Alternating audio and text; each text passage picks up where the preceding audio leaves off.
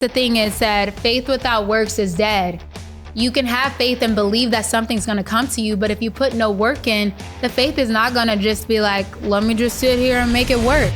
Carrie Bernans is an award-winning actress, stunt woman, and producer, playing roles in blockbusters like Black Panther and Avengers Endgame, and she's the Banshee on the hit show Ultimate Tag. She stunt doubles for some of the biggest names in the film business, and with a diverse set of skills that includes taekwondo, dance, and speaking 6 languages, her voice can also be heard in some huge games such as Spider-Man on PlayStation. In addition to her work in entertainment, Carrie is a motivational speaker, brand influencer, and philanthropist. She's previously joined us as one of the We Audition ones to watch at film festivals, and we've seen her continue to empower others through her travels, volunteer work, storytelling, relentless energy, and passion for life. Welcome to Carrie. Go out, write an email, meet someone, tell somebody you love their project, be a human, do human experiences, and whatever you do, you can't wait on it. Submit yourself. Welcome to the Audition Show, Carrie Bernans. How are you doing? It's a joy to have you here. Thank you. It was my pleasure to be here with both of you. It's always great to see Carrie. you. Yeah. So listen, you've had a roller coaster year, both professionally and personally, right? Tell us about that. Wow, I don't know why I want to cry right now. It has been one of the craziest years of my life. And I'm like, God, what did I do to get a year like this? But you know, sometimes years like this wakes you up. It wakes up a fire inside of you. It makes you pivot on what truly matters. And yeah, I started this year getting hit by a car. Way to bring the new year in with literally on New Year's Eve, right? New Year's Day. New Year's Day. 1:30 in the morning, New York City. What happened there? A guy was drinking and driving, and he was running from the police, and he hit a total of 24 people, 12 cars, 12 people. Me and 2 of my friends happened to be one of like the last group of people he hit. And basically in my, like how it worked for me is once he hit this food stand, I got like flew all the way back to the wall. The food stand fell on top of me. I got pinned down by a pole. And it's going to sound really wild, nasty, and crazy, but it cut the inside of my butt crack. And I'm laughing, but it's not funny. Right, yeah, right. Not funny, but yeah. I lost my teeth. I lost 4 of my teeth, cracked 2 other ones. I fractured my left foot and other parts of bones of my body. I have over 26 scars. Was in the hospital in New York City as well as in Atlanta, Georgia for 7-8 days. And then I did a lot of in-home care, out-of-home care for really the last 8.5, 9 months. And this was in Times Square, or just off of Times Square, right? Near Madison Square Garden, like 34th Street. Madison Square Gardens. Mm-hmm. And I remember seeing that news and I remember hearing it. And obviously like it's devastating. And equally, I thought if anyone can get through this and make lemonade out of the lemons, it's you. Like in some ways I was happy for you that it was you because you're just this resilient, you've always been that way, incredible human being that just turns these things into incredible opportunities. But also just you have this drive that you weren't going to let that stop you. And now you're flourishing again, producing, got new shows on TV coming out, right? Yeah, I want to stop you. It doesn't stop me. You know what? And I'm just like over here just crying. I think what you said was so right. When I was sitting in the hospital and I remember on the second day in the hospital, they told my mom that I might die and they needed to do an emergency surgery. And I became like in a really dark place, right? And as you know, I'm a really positive person. I can talk a person off of a ledge that wants to commit suicide or whatever. I could talk a person out of a dark place. But at that moment, I was asking God, why me? Why is this? But then for some reason on that third day after coming out of surgery, although it was very difficult to even lay in the bed or even feel my backside or anything, I was like, out of all the people that could have gotten hit, there was like an 80-year-old woman. There was a younger child. There were so many other people that could have been affected and could have died. But I'm thankful like you said, God chose me. I'm a stunt woman. Like out of all the people, I ain't never got hit by a car doing stunts, y'all. But I got hit by a car in real life. And you're right. I'm tough. I'm resilient. One thing that God has shown me through my childhood is that I have always been a warrior. I have survived, homelessness, poverty, crazy situations in life. And if I can make it out of those situations, I can make it out of this. Now, this was more physical, but it was also very mental, because even when you're in the physical and you're healing, mentally, you can dig yourself out and tell your body that you're going to be better. You're going to be fine. You are going to heal. You are going to prosper. You're going to come back better than you were. Even if you are in pain, words have power. And eventually I started digging myself out of a dark place. It was hard, but... Had you ever imagined yourself in that scenario from your stunt work? Have you ever imagined the worst that could happen if you're about to do a motorcycle jump over a car? That's a possibility, being in hospital for 8 days and nearly dying. Yeah, it is. Do you think you managed? You know what? Honestly, it's so crazy. When I do stunts, I'm not scared. I don't know. Everything is so calculated for me. And I'm a person that visualize and see everything. And if my makeup is bad, sorry, people that's watching this, it's okay. Sometimes that's what happens. But I visualize things. I calculate things. I prepare. I rehearse with the stunt coordinator.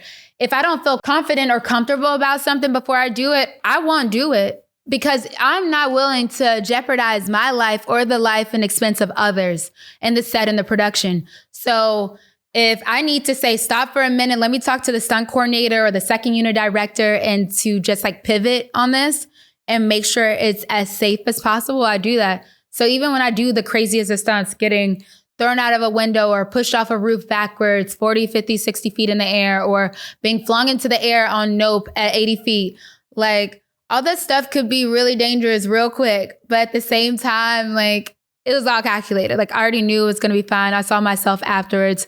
I visualized me sitting, chilling, being oh, that's a great movie. And it always did that. This was just unexpected. Mm-hmm. And you've always been amazing with the self-talk. Oh, I feel like you have. Yeah. And just that incredible positivity and drive that you have. Ever since I met you, I remember actually meeting you on a street outside an audition. We'd both been in the same building for an audition, and your immediate positivity shines through on the first meeting of you to when we see you on screen to when I see you in an event. You're always uplifting. You spoke to me, I think, on that day or a couple of days afterwards, and you said, we were talking about this idea of ones to watch, and maybe it might have been even before that, but Darren's I've met this most amazing person. She's going to be a future star. And that was very early in your career, actually. Do you remember that? Yeah, I do. And it was, talking of that. So we had this program, The Ones to Watch, and Carrie was one of the first ones to watch we had.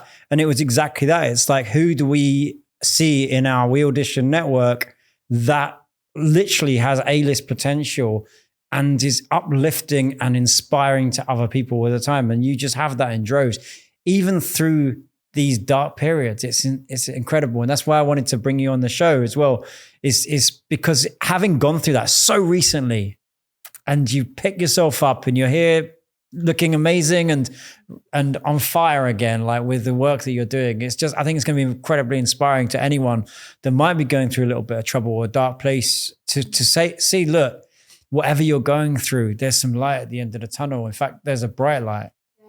What do you say to those people that are feeling their career's not going the right way, or they might have got dropped by the agent? Absolutely. I have a lot to say to it. First off, I want to say, Richard and Darren, you both are absolutely amazing human beings. My God, I am so grateful. And I always said this in prayers, I'm so grateful that God put me on a path to run into you.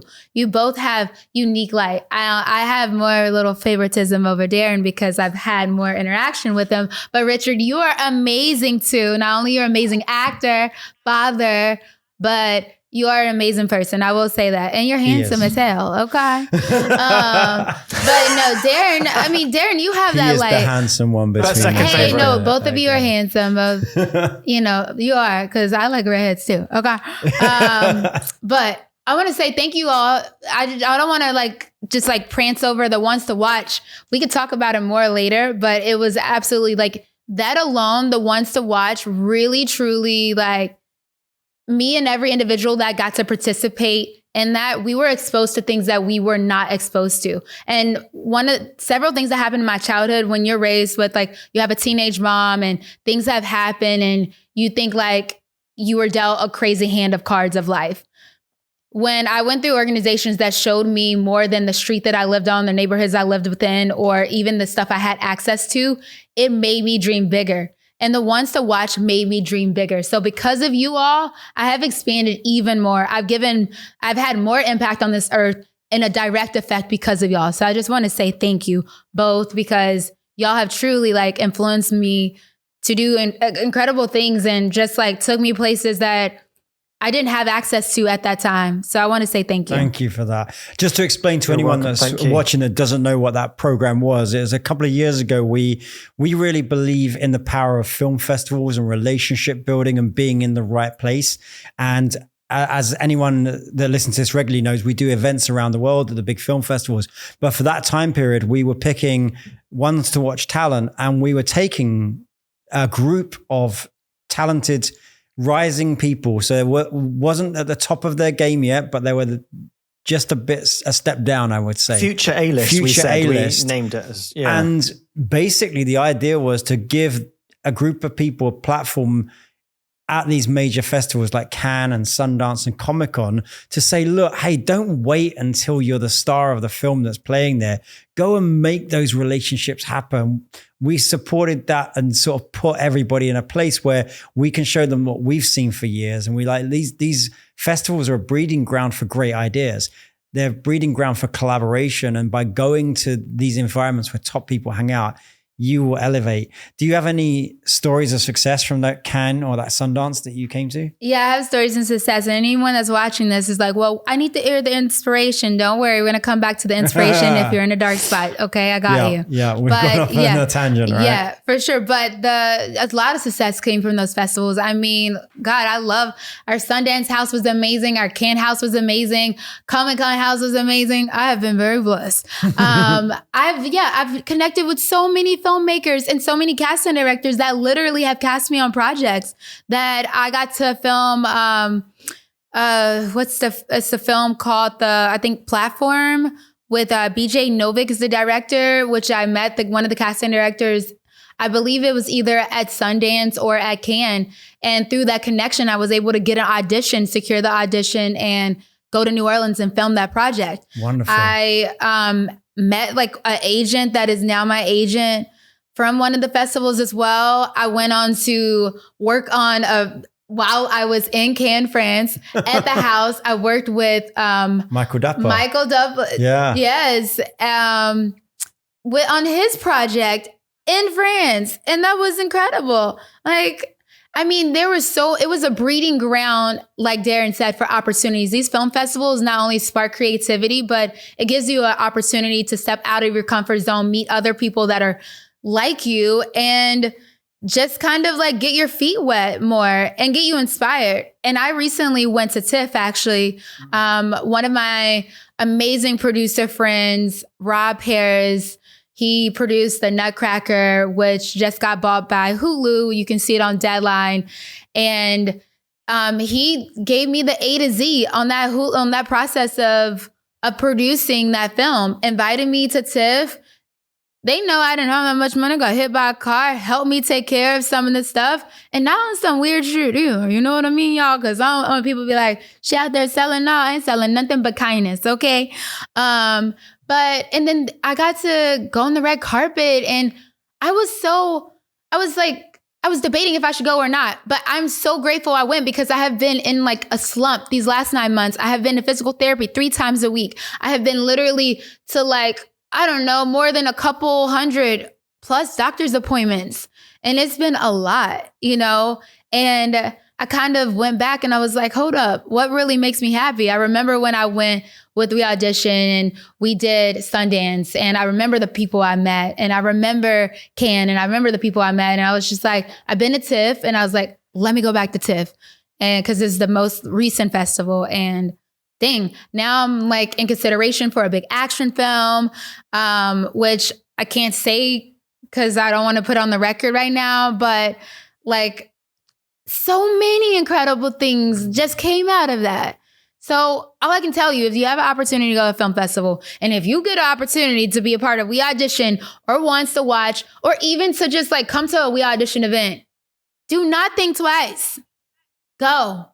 I appreciate you saying that, because, we see people come from all over the world to these events, and people fly in. And every event we have now, we get people flying from other countries. And you know what? I think when I meet someone that says that, I'm just like, they are on a path to success.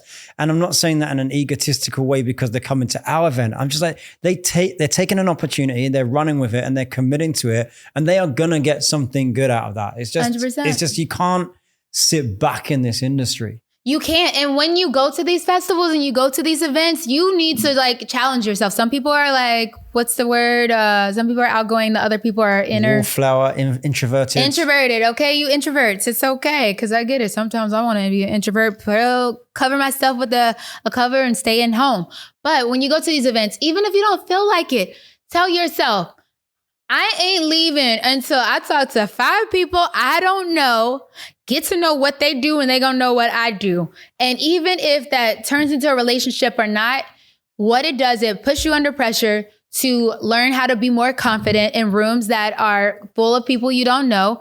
You're going to do that on set all day long, especially if you're an actor. You're going to be the center of attention, 100 plus people around you to support the scene. And you can't have that fear. So it gives you that practice there, but it also gives you an opportunity to like just connect with new people, and it challenges yourself. So you give yourself homework, give yourself an activity to do, so you don't feel that that event was a wash for you because you kind of sat around and was like, oh, I'm not sure. You never know who's in the room. When I was just in Toronto, oh my God, I went to this Focus Future event. It was in this like kind of rundown looking shabby bar. Yeah. I'm sorry, bar owner, if you watched this. It was deliberately shabby. Is that look? It was, but y'all, everybody was there.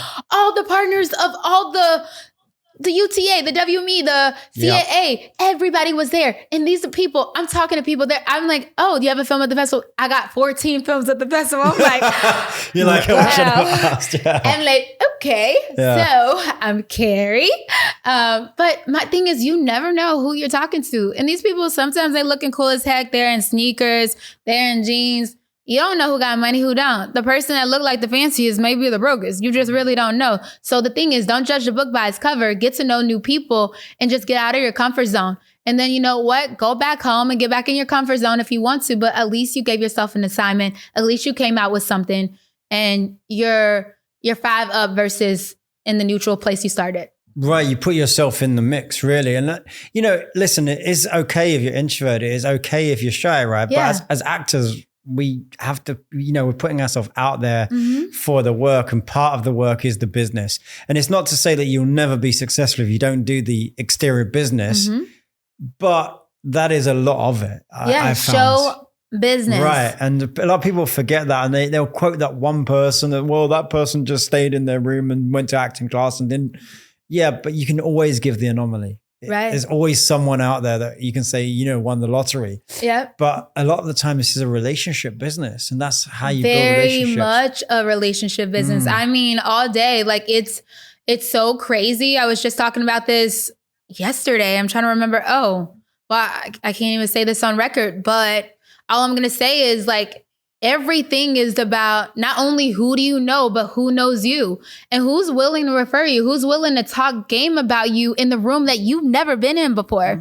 You need people like that. My prayer I give to God all the time is like, God, please let people be advocating on my behalf, behind my back, saying great things about me, saying like, yes, why not Carrie? You need her. Like, let people talk good about me in rooms I haven't even walked in before. So when I walk in, people want to work with you. And that's great advice. Yeah. Someone's always going to have to put your name forward, whether that's the casting director or the producer to the director or the director to the producer. You're always going to have multiple people say yes. Or confirm, always. When you're in a discussion around a table and someone's like, I'm thinking of this person, to have 5 hands go, she's great. Then you go, all right, I didn't know her, but okay, there's 5 people that say she's great, which is she's good. Yeah. Yeah, I always think of that phrase, that it's not what you know, it's who you know. I go one step further. It's not what you know and it's not who you know. It's who knows you knows what about you. Yes. Right? They have to know who you are and what you do. You knowing them ain't good enough. It's not. No, that's why you need to develop a relationship. Get beyond just the mere, level. And also we have to remember that people are human. I think that so often people are like, oh, I'm so scared because this is so-and-so. Like, yes, meet them, tell them. Also, people like to be complimented. Yeah. They like to know you've seen their work. They like to know, like if I was talking to Hulu exec, I would be like, y'all put out the last 4 shows. Whoever made that decision, way to go. Like they deserve a raise. Like, because those shows, like they moved me, driven me to do X, Y, Z. And they're like, oh, thank you so much. I was a part of that decision. Or they could be like, I completely agree. And they can just say, that was a nice response. And then you can ask people like, you got kids? They ask if they got kids. Like, oh man, my son is at home. Do you have any children? They're like, oh my God, we have commonality. Or you can say like, they're drinking on something. Oh, what are you having to drink tonight? Oh, I have tequila. Oh, my favorite tequila brand is this. Have you tried it? Blah. Or have you ever been to Mexico? You got to go try blah, blah, blah. Just come up with these like organic conversations. And I know not everybody can hop on and do it right away, but it's okay. It's called practice. Well, but also be authentic, right? Because what we're talking about here is like, you're not like arbitrarily Authentic, talking about the absolutely. weather, but also you're not going in it with an agenda to get something out of it. I remember I went to South by Southwest one year. Yes. And I was in a hotel that was one of the main festival hotels, and I was staying somewhere on a high floor. Mm-hmm. And in the elevator, I got in the elevator and I had some ribs, a bag of ribs. And going down this elevator in the 35 floors, whatever it was, 35 seconds or whatever, the woman that was in the elevator with me was asking me about the ribs and if I know where it's good to eat and whatever. And as she got out, she said, oh, are you here for the festival? I was like, yeah, what do you do? I'm an actor. She's like, oh, have you? Yeah. I said, what about you? She says, I work for Amazon. And I just done an Amazon show. And I said, oh, I was on one of your shows. She goes, I know which one actually. Quick, take my card, come to our event tomorrow night. The whole elevator, we just talked about ribs. Yes. The actual work bit was 3.5 seconds. I love it. Well, they hooked me up at the event the next night. And during that event, I met a casting director that I then went in for an audition for a different show. And it's amazing. You wouldn't think that conversation could have gone there. And it did. Yeah. Oh, it's always worthwhile. It is. It talks about you helping other people as well. You have CBC Foundation. Thank you. I do. Tell us about that, because you don't just stop at helping people in the entertainment industry. You give them back to your community as well, right? Absolutely. I mean, that's like my purpose of being here on this earth is to not. It's bigger than me. I think everybody has to realize that in life at one point or another. Even if you get hit by a car. And I hope you don't get hit by a car. Let me say that.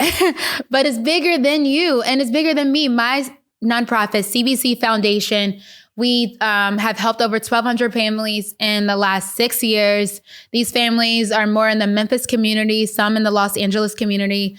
Most of them are children and their families that's living on or below the poverty line. I wanted to give back to children that grew up similar to how I did. My mom worked 2-3 jobs to make ends meet. I saw how much she struggled. I also saw how much she grinded and worked hard for us. She really instilled in us like some really core values. She also showed us how to make 10 cents to $10 to $100 stretch in a span of a month, 2 months, or whatever. She taught us how to have faith and believe even when we didn't have much. And one of the things I wanted to do was create something like my foundation that gives back to children like me. So like I said, 1,200 families the past 6 years. We do financial literacy workshops, reading literacy workshops, comprehension. We work on housing initiatives, finding access to healthcare, connecting them with providers in the area to making sure that they have the necessary things in order to be successful in life. And then we also partner them with other organizations to expose them to more. So a couple of our kids were a part of the Youth About Business program. They were able to go to New York City. They were able to go to Vanderbilt campus, learn about the world of business. It was phenomenal. It changed these children's life. The biggest thing that I wanted to do was to make sure that kids knew that there was a world outside of the streets that they live within. Because so often you can become narrow-minded based on only what you've experienced and what you've gone through. And when you're in such a struggle or kind of a rat race of life, it's like, yeah, you got $10 more than you had the day before, but that only goes so far. It's like, how can we expose them to more? How can we show them that there's more out there so they can dream bigger and then ultimately give back to other people that are like them? And kind of like each one teach one, each one reach one. How do we just keep lifting these kids up, exposing them, inspiring them, and keeping them growing? That's involved, hasn't it? Because it started out with you doing a kind of Christmas dash, right? It did. Similar to what you won when you were a kid. Yeah, I did. I had, when I was 12 years old, I was surprised with a surprise shopping spree from Target. And I think it was like a football player associated with them. I couldn't believe it. I remember dropping to my knees, crying. It was $500, more money than I ever seen in my entire life. And I remember buying everything for myself, for my mom, friends. I just couldn't believe it. And I knew at that moment I wanted to do something like that again. And we started our first year with CBC. I was like, the holidays is coming up. I didn't have much money. I had just did Black Panther. But I remember when I did Black Panther, I made like, I don't know, 15, 20,000 in like a month. It was great. Hallelujah. But I was on, I had some debt, y'all, because I had put a lot of stuff on credit cards. I was like, many of us did, especially starting out in this career. I was trying to figure everything out. But then I was just like, no, you know what? I was like, even if I could take $5,000 in this money to just give back to some kids. So then I connected with a friend of mine, Candace Renee Rice, that did a show called Floribama Shore. And I was like, look, girl, we got to help some kids. So we decided to start with 10 kids in the Memphis community. We got some teachers to nominate them to find like the poorest of kids that needed some inspiration in the holiday spirit. And then we like partnered up with the Neighborhood Christian Center that provided transportation. And we had got partnered up with Chick-fil-A that gave them like breakfast sandwiches. We went to Target and then we were like, we got a surprise for you. And then we gave them a $500 shopping spree. Now the shopping spree amount has changed over the years because we have had, I think last year it was like 150 kids. Year before it was maybe 175. But, the more kids, depends on how much money you raise with how much you can do. But it was phenomenal though. The impact, God, y'all, these kids literally be buying, some of them bought laptops with their stuff, applied for colleges. They're now in college. Like in 6 years, so much can change. The kids can go from middle school to high school to college. Like we all have the opportunity to give back and make a difference. And I need to say, you don't need a lot of money to do it. You can do it with nothing. Just your time and energy and volunteering and your effort to show up and to just try to make someone's day better. If you got to start there, start there. If you got $10 and can donate it to an organization that's already doing something that you want to impact the lives of, do that. But whatever you do, don't do anything. When I see like some people just standing by and saying, oh, I'll do it when I'm rich. I'll do it when I got this. I'm like, you're missing the true meaning of life. Like when you see the smiles on these faces, everything changes, and then you see the impact. It's crazy. Well done. That's all I can say, really, because it's really moving and it's a big deal and it's an inspiration to all of us. Yeah, thank you. How do you have the time to do that, Carrie? I mean, you're a stunt woman, you're an actress. You just mentioned all these programs that you put in these, and a parent. I mean, how do you manage your time? Oh, that's a great question. Wow. I've been living between the East Coast and the West Coast, but I just moved back to the West Coast. Yes. And I would say the East Coast, though, we start real early there. But you know what? I get up really early. I get up around 6 a.m. and I go to sleep maybe around 11 every day, probably. But I mean, we all have the same 24 hours in a day. It's just about how do we best manage our schedules. And I hate to say it, but I mean, I'm a big stickler for putting everything on my calendar. I set timers for everything. I give myself this is the goal I want to reach within the hour. And I will set 15-minute increments of saying I need to complete this by 15 minutes. And I will have my timer running. I'll put some music in the background if I can, and I'll just stay focused and get on it. And sometimes even when I wasn't focused or felt like I couldn't do something effectively, you call somebody and put them on Zoom with you and then have them do work while you do work. Like an accountability partner. Accountability partner. I have an accountability group that I've been running for the last 4 years. You've been running that as well? Yes. There are some AI Carrie twins out there somewhere around there. I mean, every Monday for the past 4 years. And it narrowed down from like 20 people. We only have, it's 4 of us left. It's natural selection though, isn't it? Yes. Right? Would you advise actors out there to have some kind of accountability or people in their network to support them, or should they do this stuff alone? Oh, no. It's a quote that I think they said, alone you can go faster, but together you can go further. And if you want to go further in your career, you definitely don't want to do it alone. The other thing that you said, how do I do this? It's because the same advice I give to actors is I have a team. I don't do this, I don't do this by myself. I have a vice president of my nonprofit. I have people that serve on my board. I have other people that volunteer and help me out. And when I do get stressed out or I'm thinking I got too much going on, I realize and I reassess like everything's going on. I prioritize what's the most important thing to get done now. And I take moments and breaks. And it took me a while to realize that, because sometimes I was burning myself too thin and doing way too much.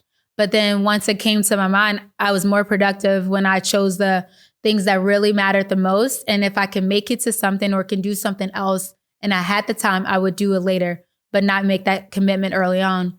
For actors, I would say a team is everything. You need your agents, you need your managers. Right now, I'm in a transition though. I'm seeking new management, but I have a lot of potential people. I'm not in a rush to do it because I want to make sure the fit is perfect for my team and what I have going on in my life. And how will you do that process for anyone that's also going through that? Maybe they want their first manager. Yeah. What's your process for getting a manager? There's several processes. I think it depends on what part of your career you're at, honestly, because I think early on it was a process of me making sure that I had my reel together. I had all my materials together. I had what I needed to access. Do I even need a manager to have a career that needs to be managed? You know, I do voiceovers, I do stunts, I do acting, I do producing. I know I needed someone that is on that 360 spectrum that could support everything. And that they also had the expertise to take me where I want to go. When I first started, I got my first few managers, which is crazy because some people only have one manager their whole career. I know I've had 3, but it's okay. We have good relationships still. I look at what do they see? Like I want to know what is their vision they have for my career and make sure it aligns with the vision I have for my career. And if they kind of see me on a lower totem pole, we know there might not be an alignment. If they are like, they see me on a higher totem pole beyond me, there may be some alignment. But also, are they connected? Do they get out? Do they meet people? If I'm not there, then my manager should be there advocating on my behalf. You want to make sure that these people have the right connections and opportunities for where you want to go. I mean, people can submit via websites. They can meet people in person.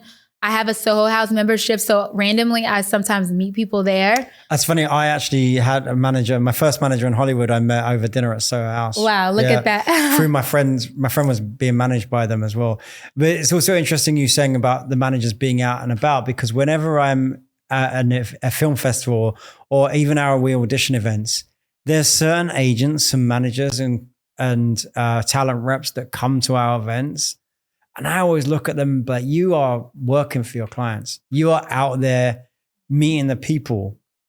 And that's the clients that are with them are blessed because that is, they're in the mix. They are. Yeah. If you'd like to join the We Audition community, go to weaudition.com/show to get 25% off. Now back to the show. Yeah, it's important. I think like your team needs to be out there. You need the thing too. People are like, oh, I don't need an agent. No, you need an agent. Yes, you do. Your agent needs to be submitting for you because you can't submit for yourself on the bigger projects. They all go through breakdown services. They all go through back channels. People, casting directors send out sometimes wide net emails only to the agent saying, hey, emergency, I'm looking for somebody that can be on set tomorrow. Send me offer only, reels only. They're only going to choose the absolute best. Like, you're not going to get that. I'm sorry to tell you, you need a team. You need an agent. You need eventually you need management, and then eventually you need PR, which I think is a good way to pivot this conversation. Is I think so many people I've met, like I've been very blessed and fortunate in my career, and I'm not even halfway to where I'm going to be, but I have decided to take the opportunity at hand and to get PR and press early on, even when I had a smaller positioning in the film. It didn't mean that I wasn't in the film, but when people, sometimes they get on these really big shows, they get these guest stars, they get these recurring series regular supporting lead roles in film. And sometimes it's like, oh, it's my first one. I don't really know if I should get a PR. Yes, you should. Yes, you should. In my opinion, you got to take the iron while it's hot, or you're not going to cook the food. You can't cook fish on just a regular cold iron, okay? And your career needs a little sizzle and popping. People are not going to know you. The world, unless the film just blows up, which the film might blow up, and they start Googling you, and it's great. But for really to like take advantage of the wide net of opportunity that the world offers through you getting the right press and publicity around it, if you have a role worth talking about. And I feel bad to say that. How do you find a PR? Several ways, through recommendation from other people, through, Google searches, going on IMDb, seeing who's the PR in this situation. But right, for the people, because there can be bad PRs out there. And part of the problem with that industry is they can't guarantee you press. So they I think cannot. Recommendation is the best. That's why it's important to build a network of actors. Or you can even ask that on We Audition. You could go up and find another actor as a reader on We Audition and say, tell me about PR. Do you have any you recommend if it's in a market that you don't know about? Absolutely. Use We Audition as an opportunity to meet people and get to know actors on levels that you want to go to. It's a direct line of communication. And even if it costs $15 to leave them a nice gratuity tip, it's okay. Because I hate to say this, but I hate when people text me and say they want to pick my brain. Like, unless I've known you for a while, I really have to be convinced that I'm going to go take 15, 20, it's usually longer than 15 minutes because it takes 15 minutes to get to the place. Right. So, 30 minutes to sit down and have coffee with someone, unless I'm really convinced that like, I really want to have coffee with you, or I just have the time on my hand, I don't want you to pick my brain. But if you say, hey, I would like to take you to lunch, because I want to learn more about your career and tell you about mine, I would be more inclined, because guess what? I'm going to eat lunch today. So if you want to take me to lunch, fine. I'm going to eat lunch regardless. And we want to talk over lunch while we eat. I'm open to that. Carrie's lunch schedule is about to get really busy. So I recommend you take on another assistant now. Yeah. I feel bad because I know some people are going to be like, that's so mean. Oh my God, you're so bougie. No, I'm not bougie. It's just that. No, it's not at all. It's about respecting time. I mean, you have only, as you said earlier, we all have the same amount of hours in a day. And equally, you only have so many hours in a day, and that time is valuable. And, I always think if somebody, I personally hate the phrase picking your brain. It sounds so aggressive, but it's like a carcass. You become a carcass. Pick my brain. But any kind of, advice sharing, it should be collaborative as well. And if you are reaching out to somebody, asking them to spend some time with you and you don't know them, I think always, think about what you can offer them as well. Yes. There's the founder of Lululemon. He's really interesting. I don't know if it's real. I've not done it myself, but I used to live in Vancouver, and there's a very aggressive hike called the Grouse Grind. It's like a straight up. It takes some doing, and apparently the folklore is he will meet anyone for a meeting as long as they do the Grouse Grind with him. He's like, I do it every morning. If you can keep up with me, you can chat to me. I love that. And I'm like, it's interesting because what they're saying as well is if you're willing to put the effort in, then I'm willing to give my advice. Exactly. Over, right? Oh my God. And this is exactly what I say. Because people, like when I say I have so many messages, and no offense to people that send me the message, send me messages. I want to help. I really do. And I've helped so many people throughout my career. But my thing is if I give you something to say like do, then if you don't take that action and do it, I'm sorry. My hands are off I'm not going to continue to help you or give you advice if I know you're not a person that applies the advice. I'm a person that immediately someone tells me something, they give me advice about something, I immediately go run for it. Somebody tell me like, this is my email. I would love to connect with you. You better believe within 15 minutes, they're going to have an email. Even if we're at the same event, I have to go to the bathroom and send an email just to say, we just met at this event. It was such a pleasure meeting you. I'm looking forward to connecting again soon. Even if I just send it off then, I'm not saying you got to do it within 15 minutes, but same day, next day, just be reasonable. My thing is that people that drag their feet and think that they reach out 2 months later or 3 months later or whatever, you're missing you're just not operating at the same level, are you? No. And there's something I've noticed in my career as both like actor or producer or business person. One time when I was selling a film, when you connect with top people at their game, whether it's business people, film producers, actors, you know what? They're on top of it. They're the first replies you get. And the other thing I notice is they're always really concise. I've had emails back from Richard Branson. I've had emails back from heads of studios. They'll reply quickly and concisely, one line. And here's the other thing I took from it that I try and put into my stuff is they will say something nice, some pleasantry. They'll tell you something about them. They'll ask you something about you, and it'll all be done in like a sentence. Yeah. It'd be like, oh, hey, Richard, hope the kids are well and Barbados is great. I'm in the middle of producing this film. Here's the answer to your question. Yep. And you go, this is incredibly concise. And if those people can do that at their level, then the person coming up sure as hell can.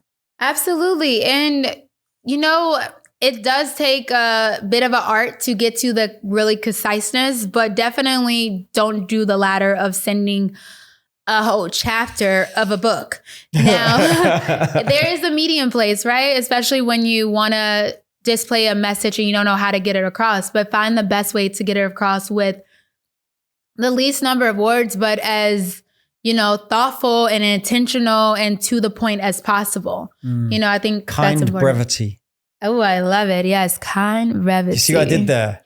I made it brief as well. Kind brevity. Sure. Yes. I want to talk about connections just quickly as well. And your stunt work, do you do that with new connections? Do you get submitted for that? Or is that part of a team that you communicate with all the time? And how does that come about? And are you still doing it? Or are you going to do it in the future? You can do it in the future? Oh, that's a good question. So I will just tell you, because I know a lot of people wonder, how do you get into stunts? Stunts, honestly, it's such a tight-knit community that it's based off of referrals. I haven't submitted to a stunt job in years. Like, majority of the work that I've gotten has been straight word of mouth or referral.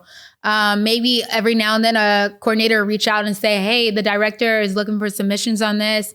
I thought about you. I'm only considering 3 people. Can you just send me a selfie right quick so I know how you look? Send me the recent headshot you have. And, oh, this one has some acting with it. So if you got a reel, send that to me too. Or sometimes they might be like, hey, they're looking for someone that is really good with wire work at this, like going, 100 feet in the air. Is that something you're comfortable with? I'm like, yeah, I'm comfortable with. Put my name in the pot. And then, I'm considered for it. Early on, I think that it's a mindset of getting to know as many stunt coordinators as possible, because the industry is so word of mouth and so referral based, only based on like who people know. Sometimes they do use websites like stuntpoc.com or stuntplayers.com or istunt.com, and they might look for people. But that's only kind of if they really can't find the people based in the network they already have.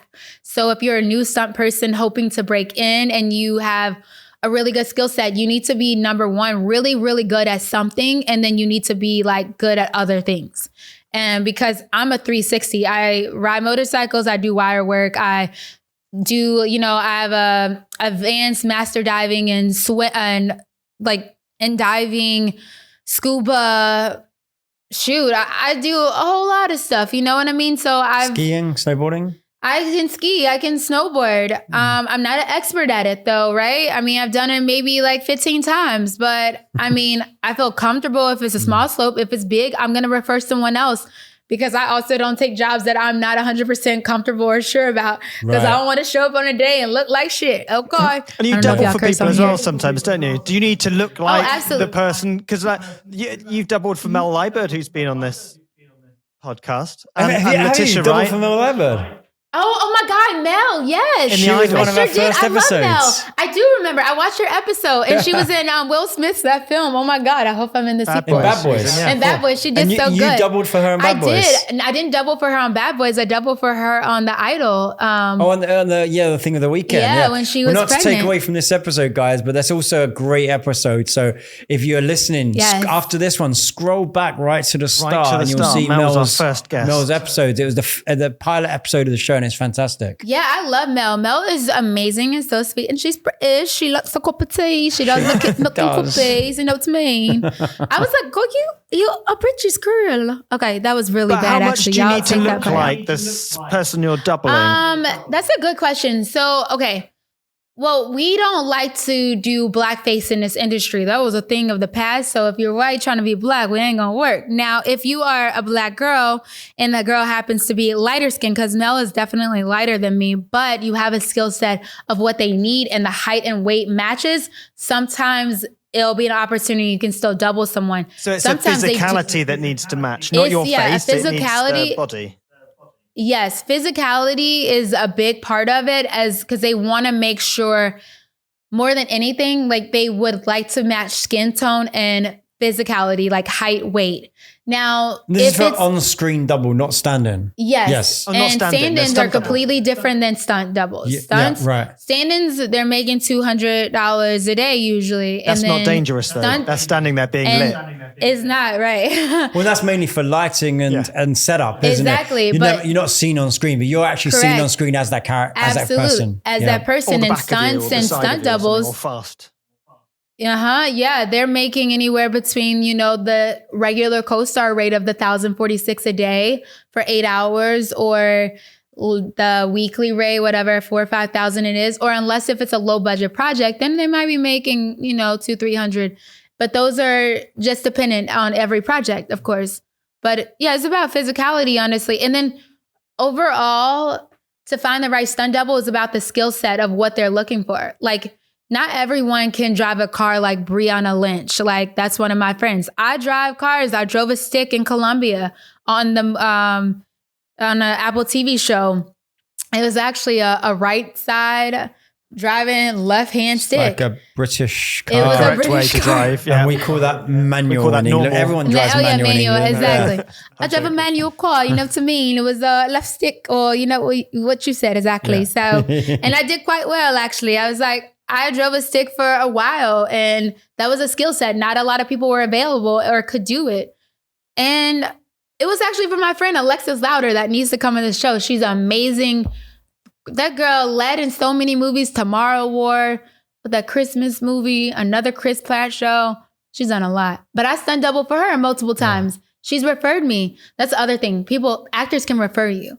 Yeah. And did you stunt double for Letitia Wright as well? Letitia Wright, yep, and Black Panther and we just Wakanda had an agent Forever. on the show, Femi Ogans. Oh, and I love Femi, yeah. Yeah, so his episode just dropped recently, so yeah. I gotta check out Femi's episode. Oh my goodness. Yeah.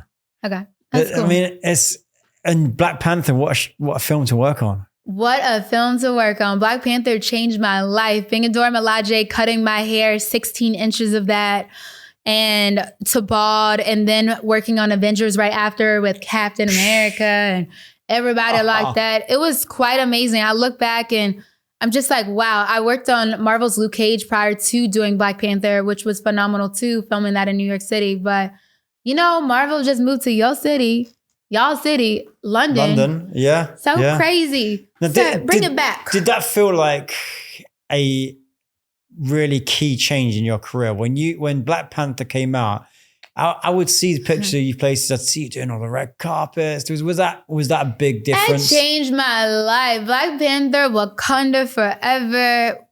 2 different films, but Wakanda Forever, we say that in Black Panther. Doing this right exactly, now, right? Yes.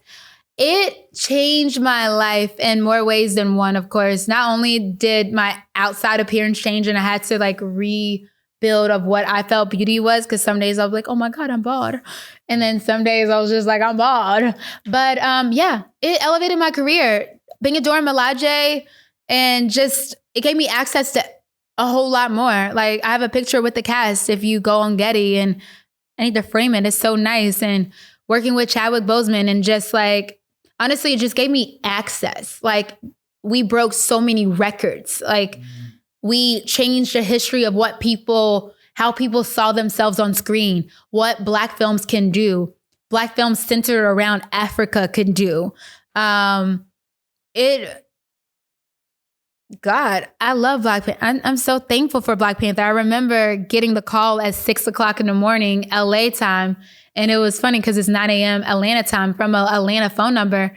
And I wake up and like, who's calling me? Like, hello. And they're like, hey, blah, blah, blah. This is from Motherland. That was the key word for Black Panther. Oh, it had one of those secret titles. Yes. Yeah. Mm-hmm. Did you know what it was at that time? No, I thought this was for Black Lightning, honestly, when they called, because I was up for a role in Black Lightning. And I remember them saying something like, I was like, Motherland. And then they're like, Black, blah, blah. And I was like, oh, Black Lightning.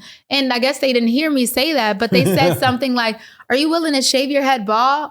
And I was just like, huh? For this role? Like, I said I'm up for a national commercial right now. I think I said that. I was so naive, y'all. I was like, this is my first year in LA, honestly.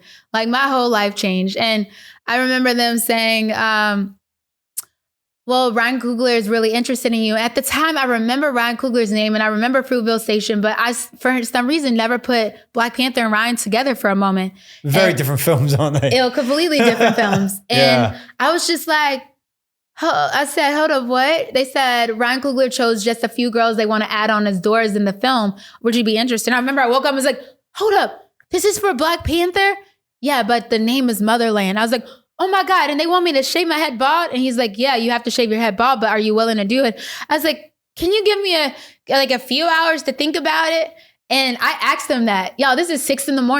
And he said, yeah, sure. And I remember hanging up and I'm over here just like new to Hollywood, not knowing that if you kind of got to make a decision right away. I went to Mike Chat.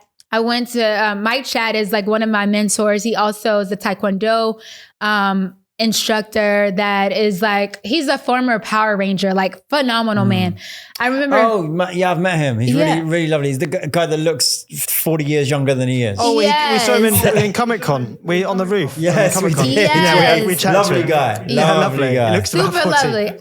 I went to Mike and I was like about to do my Taekwondo class and I said, hey, I got a call for this Marvel project, like Black Panther, but they want me to shave my head bald, but I'm unavailable for like this national and I don't know what to do. And he was just like, wait, stop the class. Class. If you have an opportunity to be a part of a Marvel project and all you have to do is shave your head bald to be in it, how many of you would do it? And so many people raised their hands. He says, how long ago was this? I was like 3 hours ago. He said, get out of the room and what speed dial them back. He said, call them. Do you not know how this industry works? The door of opportunity opens and closes. They may have already picked someone else.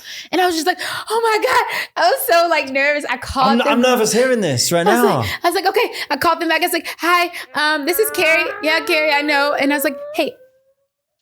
I was like, look, shutting. I said, I know. I said, I'm still really, really interested in being a part of Marvel's Black Panther or Motherland. I said, is there any way like I could shave my head right now? And they said, don't worry. Look, Ryan was really particular about the people he chose and they still want you. So if you're willing to shave your head bald, I'll let them know and I can call you back. They let them know. I got a call back in an hour. They told me that they're going to call me back later that day to arrange the transportation. And I was just like, oh my God, I'm shaving my head bald. I'm doing this. Like, I'm going to be a part of Black Panther. I just couldn't believe it. And I remember them telling me I need to make sure they wanted me to send them some bow staff stuff. So I had to work on my bow staff skills some more. And I just like couldn't believe it. But I remember later on, y'all, at that time I was driving Uber because I needed a flexible job. At the beginning, I was in LA. You know, that's the time when you took the $50 day jobs, the free jobs, the $200. You didn't know. And I had said, I was driving Uber. I had somebody, like some big artist manager in the backseat. And I remember saying like, oh my God, the 678 number caller. I'm so sorry. I really need to take this call. I know I'm not supposed to answer a call while I'm driving. Do you mind if I put it on speaker? He's like, just pull over. And I was like, okay. So I pulled over and I had answered the call and I was like, it's the transportation person. And she told me, hey, we're looking for flights. The only flights that have first class. And I remember melting. Oh dear. I was like, are you okay with that? The only flights you have. I mean, just checking. Yeah, so she's like, do you want to do an early morning or a late flight for the first class? Otherwise, you would have to do like comfort if you do this flight. And I was just like, I'll take the earliest flight out, please. Hey. I said, look, get me out of this Uber. How soon can I get there? You'd be like, sorry, sir, this is your stop. Exactly. So then she said, okay, it looks like you're going to be flying out. It was like 3 days from that day. And then she says, we'll arrange your car service. We'll get them to pick you up. Can you confirm your address of your house? Blah, blah, blah.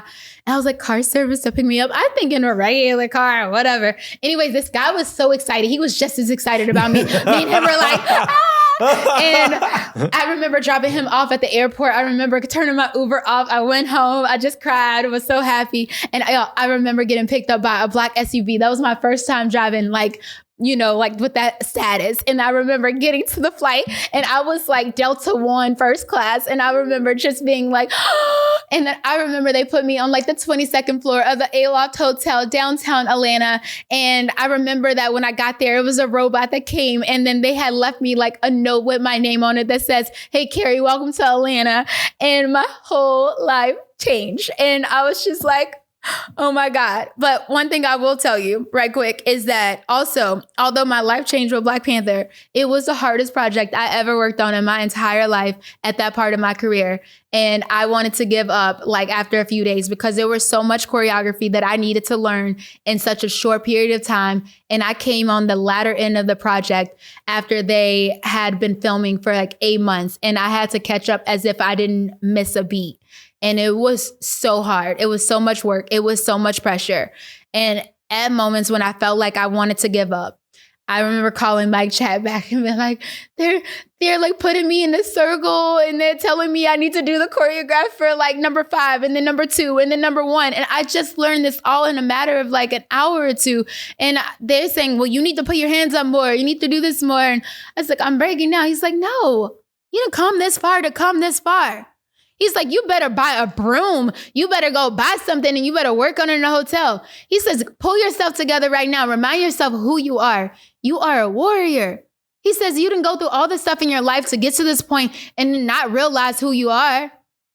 And I was just like, okay. And he kept giving me more speeches. And I came back out of that bathroom like a motherfucker, like a G. Like I was ready to go. I was like, we're going to war. Like I'm going to get myself into shape and I'm going to take control of my career and take control of this moment. And I just ran into Rachel Morrison, the cinematographer from Black Panther at the TIFF Festival. And it was a real crazy 360.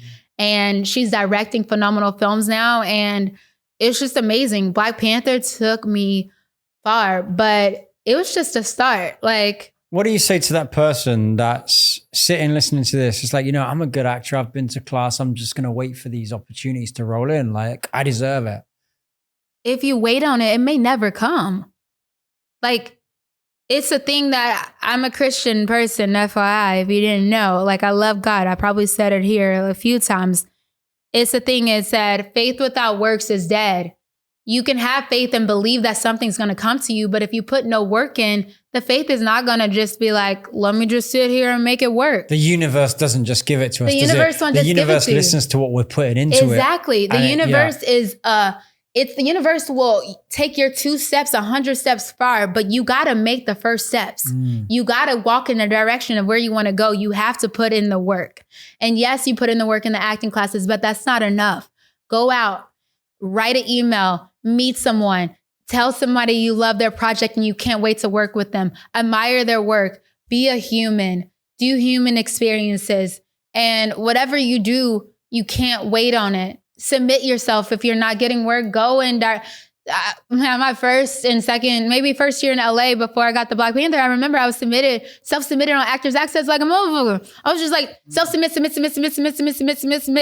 And then I was like doing that on LA Casting. Like I said, if it was free, if it was $50, if it was $200, if it was what? That's how I actually ended up joining SAG. I submitted to a project that was $250.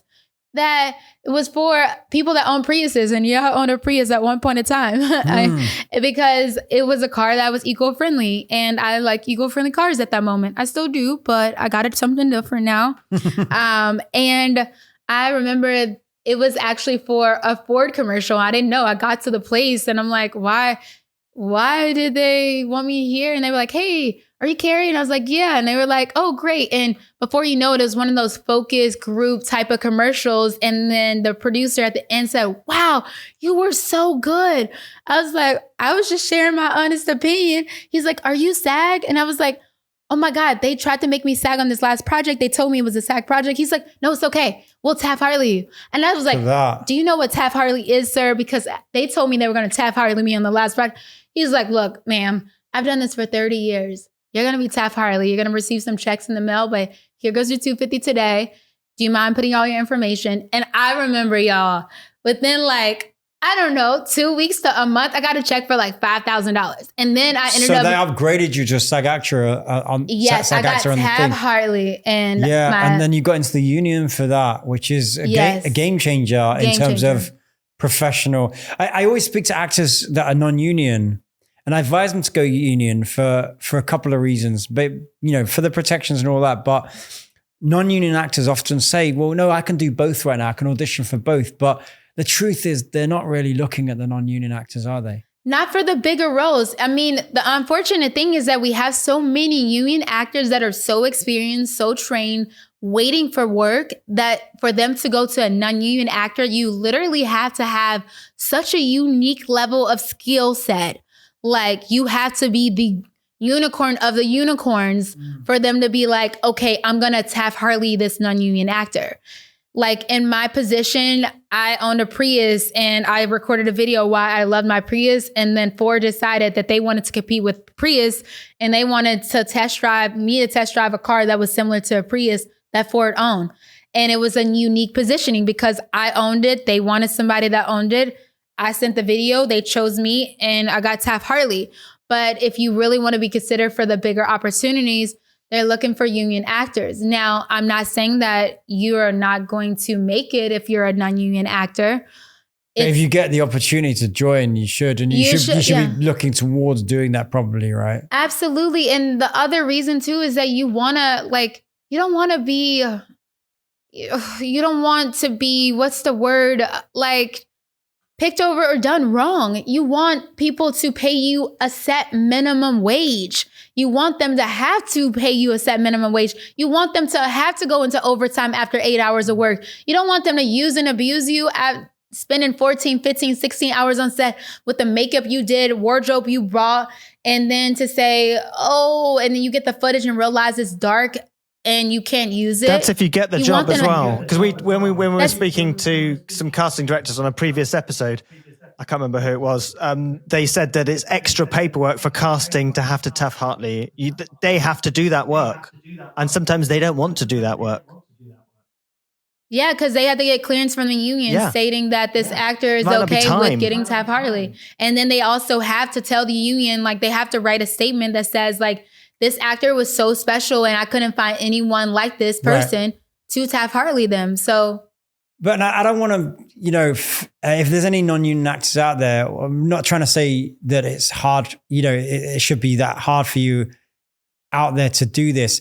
But what we are saying here is if you have those opportunities or go after those opportunities, do try and make it happen. Yeah, absolutely. Because it will escalate your career. Getting back to the point I said, when I meet people that think they're in both pots and the truth is they're not, but that's what they want to believe. Yeah. And you know what? Sometimes they may get the audition and they may get the call back. But the reality is that by the time that they're ready to book someone, if they have a choice at a non-union actor and a union actor that they have to do less work in doing, they might go the union actor. But I'm like Darren said, I also don't want to discourage any non-union actors because we all have to start somewhere. Exactly. And starting somewhere means that you have to do some non-union projects to get some footage and get your feet wet. Then I say, look, don't mess up on the union project. Go, and I feel bad to say this, but get your feet wet. Mess up your line on that non-union project that is going to be a lot less fragile with you. They're not going to fire you right away because they understand they're dealing with a newer actor. Yeah. And they're going to give you the opportunity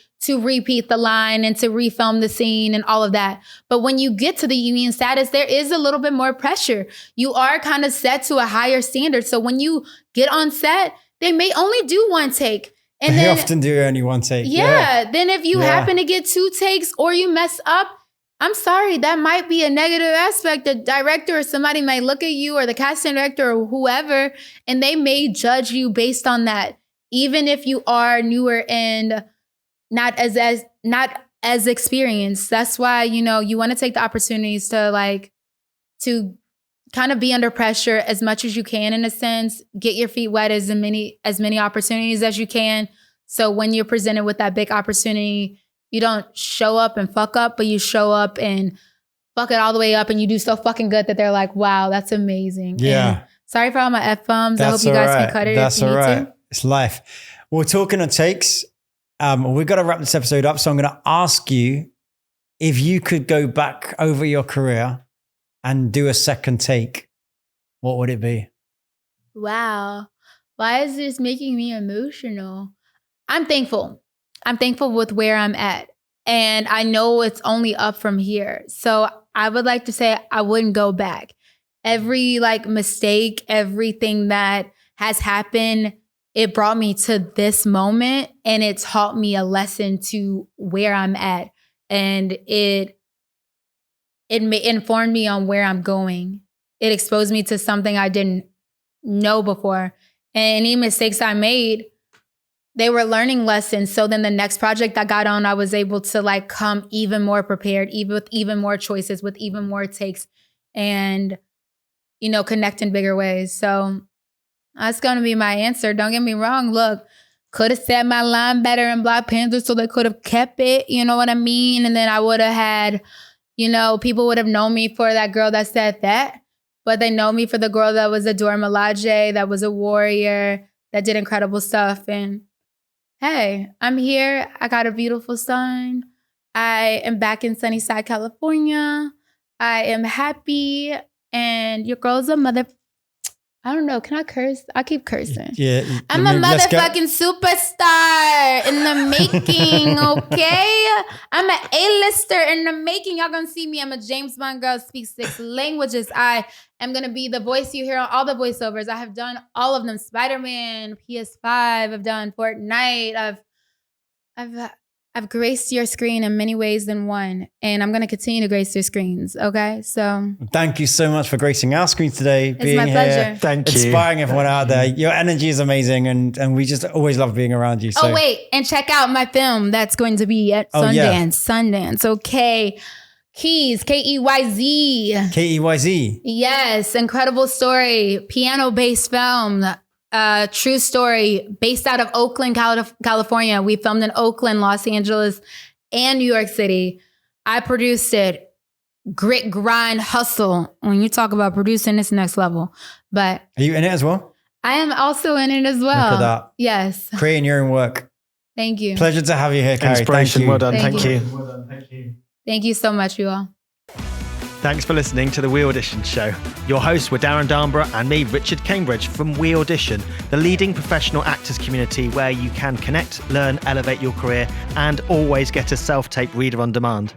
We hope you enjoyed this episode. If you're a We Audition member, or even if you're not, we would love it if you could please subscribe to this podcast, as it really helps us. And if you have friends who might get value from this episode, please share the link with them. You can find us at weaudition.com or for your iPhone or iPad by searching We Audition on the App Store. See you next time.